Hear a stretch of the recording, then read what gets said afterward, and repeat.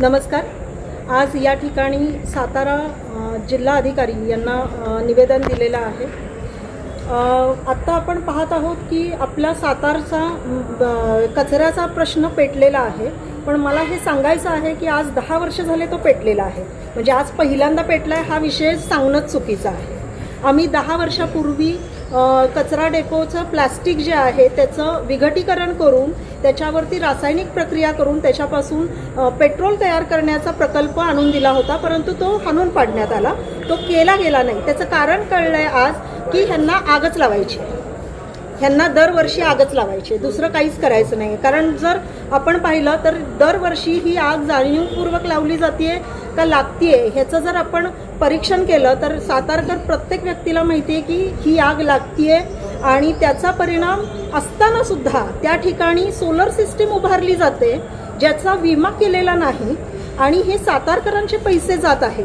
तरी सुद्धा आश्चर्य वाटतं की तिथे हा सोलरचा प्रकल्प पूर्ण होत नाही आजपर्यंत। मग सोलरसाठीचे जे पैसे उभारले गेले किंवा दिले गेले ते कोणाला दिले गेले? हा जो प्रकल्प आहे हे कुणाच्या माध्यमातून चालू झाला? त्याला विमा का नाही केला गेला? आणि हे सगळं जे आहे हे 2-4 लाखांचा विषय नाही आहे साहेब, हा विषय कोट्यावधींचा आहे। कोट्यावधींचा हा जो घफला होत आहे याच्यावरती निर्णयात्मक गोष्टी झाल्या पाहिजेत, धोरणात्मक गोष्टी झाल्या पाहिजेत। आणि त्यासाठी म्हणून कलेक्टर ऑफिसला आम्ही निवेदन दिलेलं आहे की हा प्रकल्प सातारा नगर परिषदेच्या ताब्यातून काढून घ्यावा आणि हा प्रकल्प शासनाने स्वतःकडे घेऊन नगर परिषदेकडून मोबदला घ्यावा या गोष्टीचा।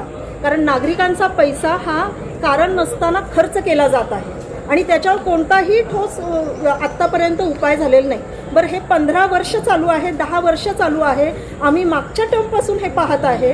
आता त्या गोष्टीला 10 वर्ष होऊन सुद्धा ह्यांच्या हातात जर काहीच नसेल तर याला एकच इलाज आहे की गव्हर्नमेंटने हा प्रोजेक्ट टेकओव्हर करावा आणि गव्हर्नमेंटच्या ग्रँट्स ऑलरेडी येत आहेत, त्यांच्या माध्यमातून हा चांगला प्रकल्प चालेल।